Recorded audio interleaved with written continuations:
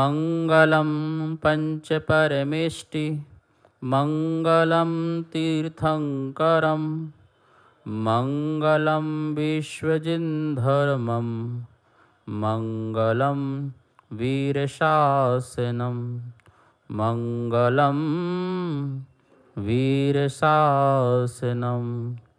वन्दित्वा सर्वसिद्धे ध्रुवमचलमणोभवं गतिं पत्ते वोक्षामि समयपाहुड मृण्मो सुधकेवली भड़िदम्। समयसार परम मांगलिक ग्रंथ है।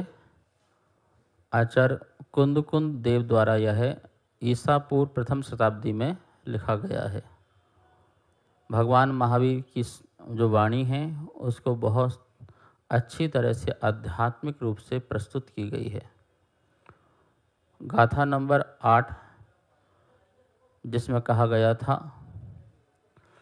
कि व्यवहार के बिना परमार्थ का उपदेश देना अशक्य है, असंभव है, क्योंकि बिना व्यवहार के हम कैसे समझें मोक्ष मार्ग को, कैसे समझें अपनी आत्मा को और कैसे समझें परमात्मा को भी। व्यवहार एक माध्यम है, एक अवलंबन है अपने को जानने का और जगत को जानने का। जब तक हम अपने को और जगत को दोनों को सही सही तरीके से नहीं जान लेंगे तब तक हम भ्रम में ही रहेंगे। सारे लोग भ्रम में हैं, सारी दुनिया भ्रम में है और शायद दुख का कारण भी भ्रम ही है। जब हमारे अंदर से, हमारे आँखों की पटल से या हमारे आत्मा की आँखों से जब भ्रम का जाल दूर हो जाता है तो हमें सत्य दिखाई देता है।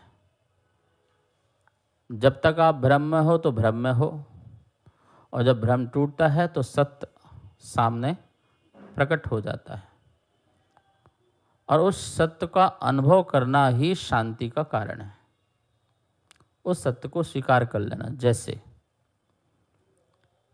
मैं अजर और अमर हूं, मैं मरता नहीं हूं, यह सत्य है, ये निश्चित है। मेरी आत्मा ने जन्म नहीं लिया और मेरी आत्मा का मरण नहीं है। आत्मा तो आत्मा रूप में रही, लेकिन शरीर के निमित्त से इसका जन्म भी हुआ और इसका मरण भी हुआ। शरीर की प्राप्ति जन्म है और शरीर का छूट जाना मरण है। तो कहने का मतलब है संयोग जन्म है और वियोग मरण है। लेकिन मैंने जिसका संयोग और जिसका मरण हो रहा है उसको ही अपना जन्म मरण मान लिया। ये मेरा भ्रम था, ये मेरा भ्रम था, ये मेरी बुद्धि मिथ्या थी, और इस मिथ्या बुद्धि के कारण मैं अपने को बचाने में लगा रहा जबकि मैं बच नहीं सकता था। मतलब शरीर को बचाने में लगा रहा, शरीर को सुरक्षित करने में लगा रहा, जो कि असंभव था, संभव नहीं था। और इस कारण मैं पूरे जीवन पर्यंत दुखी रहा।